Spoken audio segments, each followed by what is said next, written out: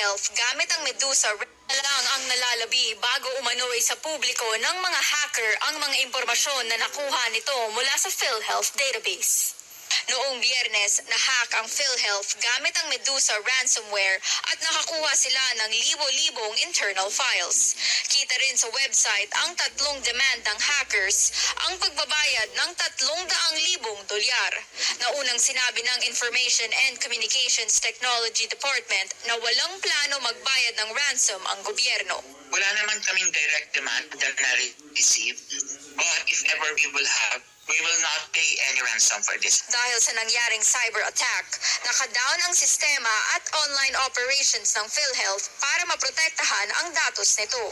Ibig sabihin, mano-mano muna lahat ng transaksyon sa ahensya habang patuloy ang investigasyon. Kaya nangangamba ang isang grupo ng pribadong ospital na lalong matagalan ang pagbabayad ng PhilHealth sa 20 bilyong pisong utang nito. We will be expecting more delays, at siyempre yung mga iniisip na mga hospitals na supposedly mababayaran na kagad kami ay medyo lumalabo na naman. So hopefully ma-resolve kagad nila yan. Pangamba ni Dr. Jose De Grano, Pangulo ng Private Hospitals Association of the Philippines, apektado ang operasyon ng mga ospital kung hindi agad maibabalik ang sistema ng PhilHealth. Mas mahihirapan raw ang mga pribadong ospital, partikular yung maliliit na nakasalalay ang kita mula sa mga pasyente.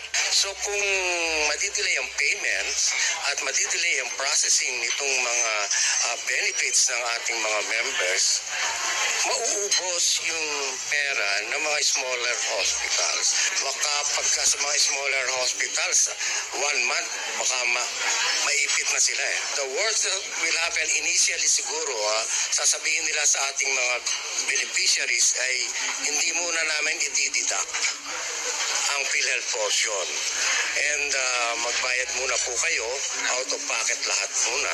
Pinawi naman ng PhilHealth ang alinlangan ng grupo. Patuloy pa rin nila ang pagproseso ng claims kahit mano-mano ang operasyon.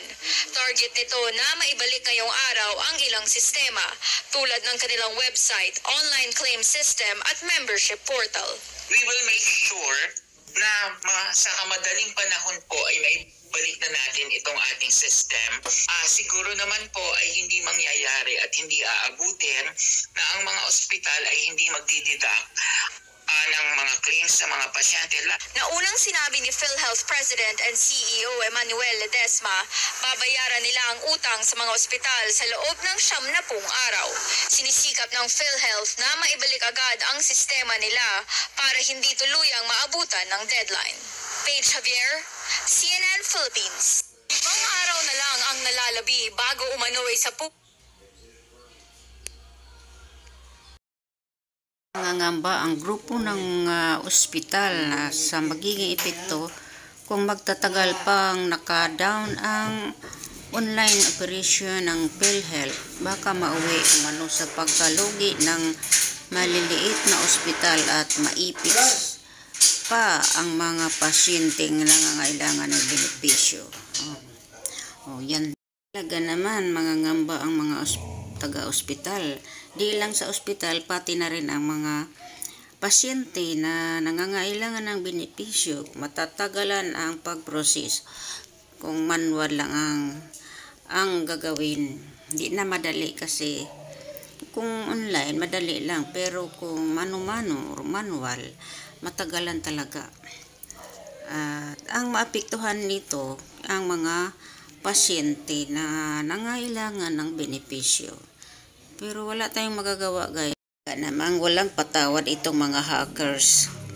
Pati mga government establishment tulad ng mga ospital o ano pa man dyan.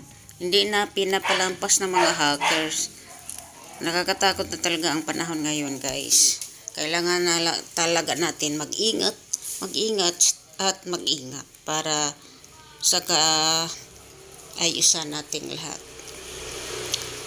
So, hanggang dito lamang, guys. Thank you for watching. And sana maayos na ang PhilHealth. Sana maayos na ang mga hacker dyan. maayos na silang pamumuhay nila para hindi na sila manghap. Ito lang guys. Thank you for watching.